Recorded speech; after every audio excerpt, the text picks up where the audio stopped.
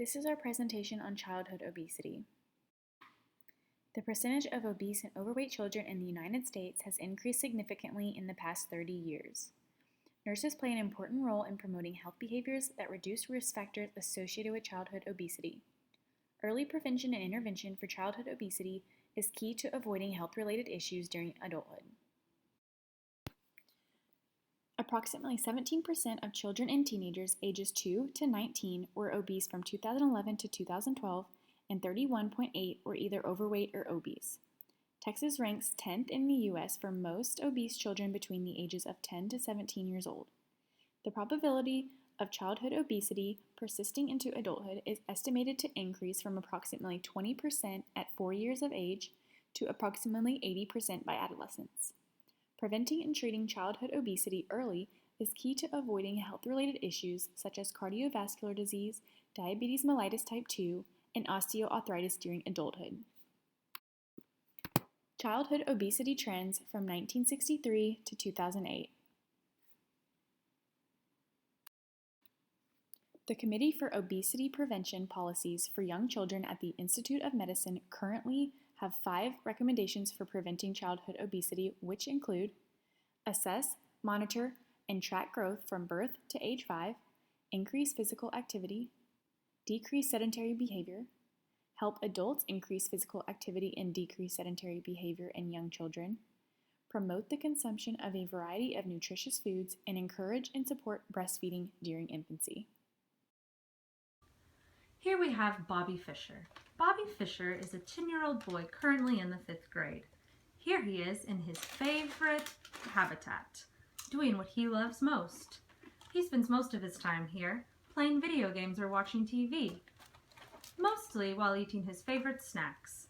Today we have soda, chips, and double stuffed Oreos. Ah, and here we have Mrs. Fisher. Mrs. Fisher is a rather busy woman. She has 2 older sons, making a total of 3 including Bobby. But some may say that Bobby was a bit of an accident.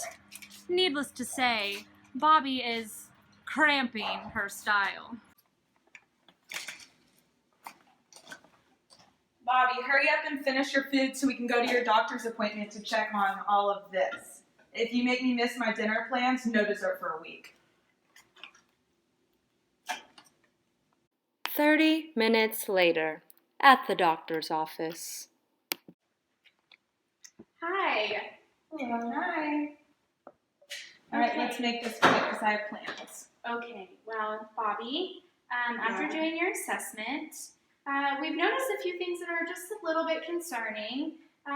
For one, your body mass index was a little bit high.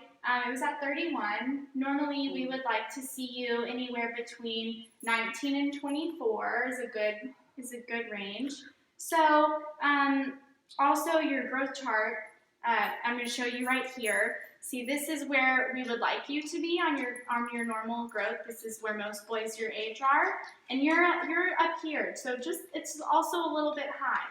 So we think that it's very simple that we can help you think of ways to improve your nutrition and maybe lower your body weight just a little bit. So would you mind if I went through a few ideas with you about ways to do that?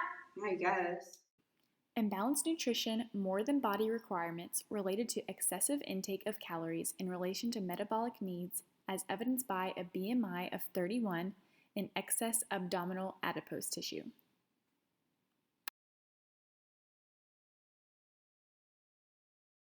Okay, Bobby, so for starters, I'd like to see you walking or playing outside, doing something active outside at least 1 hour every day. A whole hour? Yeah, you could do some things like bike riding or rollerblading or just walking around the block. I like ride my bike, so Okay. maybe I could do that. Yes, that sounds like something very positive that you can do. But all he does is sit on the couch all day and play video games. Well, one way that Mom, you can help to make sure that he's getting outside and playing is to limit his TV time to 1 to 2 hours a day. What? And that means just no TV or video games other than those 1 to 2 hours. Now, That's not fair. If you have to be inside, if it's a rainy day or you know, want to use some of your time, you can play active games on the Wii. That's always a really great option. You can play Wii tennis. Oh, I There's love that game. the dance game. See, yeah. And also you're incorporating some your activity in there. So that's something I think you can do. Yeah, I guess. Last but not least, I would like to talk about your diet. So Bobby, could you tell me what you normally eat on a daily basis? Yeah, well, I love chips, cookies, Chick-fil-A, Taco Bell, McDonald's, Burger King, Whataburger sometimes. Okay, so yeah. it sounds like you're eating a lot of fast food and a lot of high calorie Yeah, and a lot of high sugar foods. it tastes so good. Have you ever had it? It's so good. Well, while it might taste good, it's not very good for you. So I'd like to see you start incorporating some more fruits and vegetables into your diet. And one way that you can do that is instead of having Oreos for a snack, you can have apples or grapes. And instead of your sodas, you can drink water. Also, Mom, very important to limit the amount of fast food. So 1 time a week at the most. Okay? If you absolutely need to go get fast food, if you're in a rush, then incorporate fruits that way, no fries, fruit cups, and water, no sodas. Okay, sounds like something we can do? Yep. Okay. These are some interventions that we discussed with Bobby. Motivate the child to walk more per day, specifically to get outside and be active for at least 1 hour each day. Encourage the child to watch less TV and movies and to play less video games. Aim for 1 to 2 hours a day. Working with the child and the parents to help them understand what healthy eating options are and to specifically limit intake of foods with high sugar or high fat content.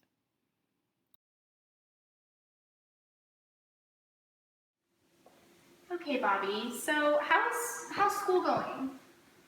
I mean, I don't really like school. It's just like boring and stuff, and I just don't like going. Do you have many friends at school that you like to hang out with? Do you play at recess with?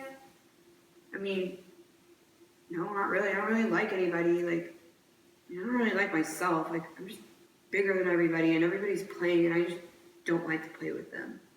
Okay, well, we're going to try to fix that. Nursing diagnosis number 2.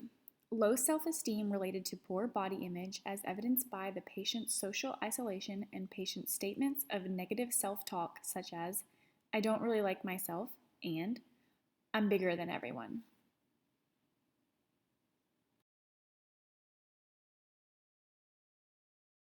Okay, Bobby, could you tell me some things that you like to do?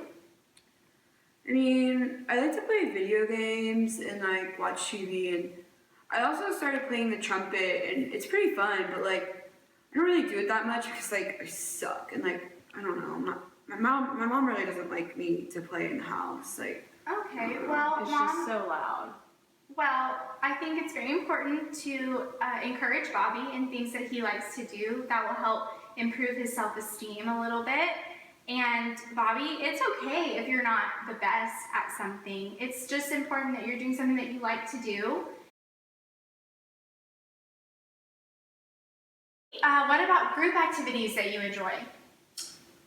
I mean, I love playing Xbox Live. Like, it's so fun to get to talk to people while I'm beating them in Call of Duty. It's so fun. Okay, that sounds like really good interaction, but is there anything else that you enjoy? I mean, I used to play soccer with people. Like, Does that sound like something that you would be interested in getting back into? yeah, maybe I could practice some and I could get better. Yeah, maybe. Well, I think that would be a really, really great way for you to make some new friends. You could find a soccer league that you could join. Okay, Mom, this is something that you can work on is eating as a family at nights. Okay. For dinner. I think it's really great to give Bobby that sense of family support, which will help promote self-confidence and self-esteem.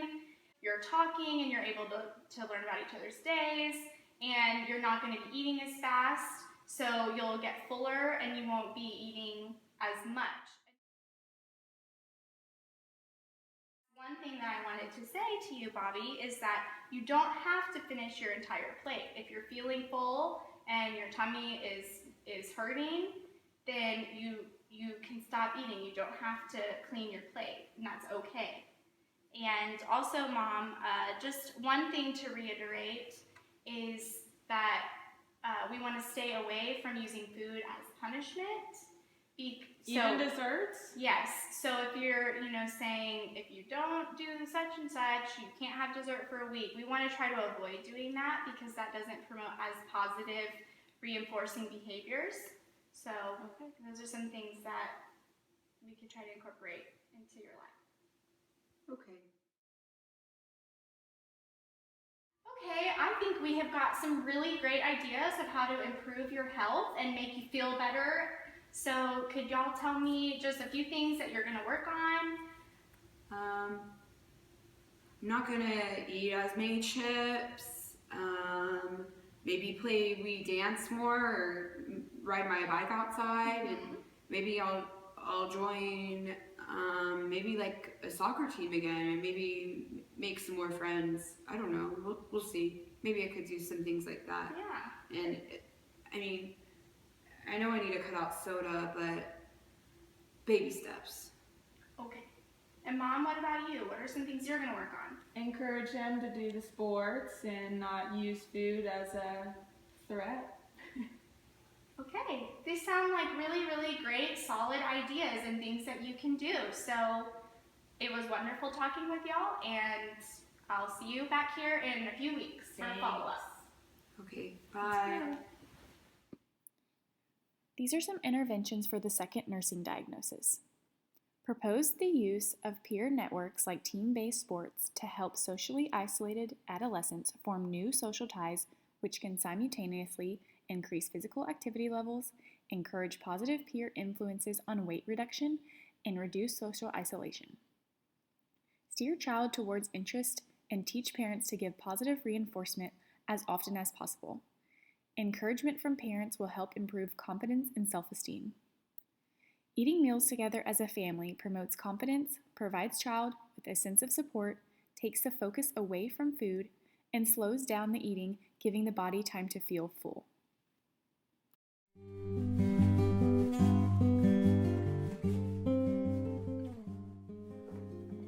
Bye, Mom. I'm gonna go play freestyle with the neighbors. I'll see you later. All right, be home at 6 to have dinner so I can hear about your day. Okay, bye.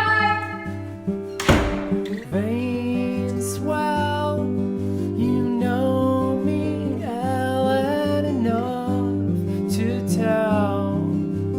5 steps, you're over.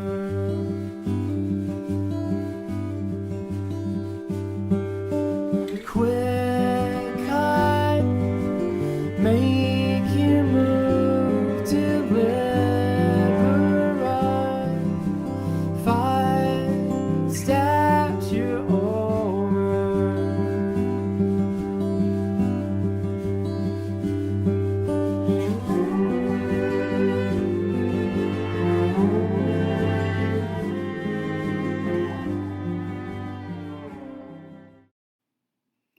Here is our conclusion.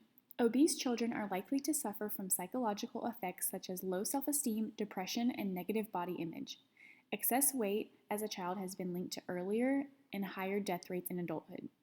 Childhood obesity is a serious issue among U.S. children today that requires early interventions to help prevent health-related issues during adulthood.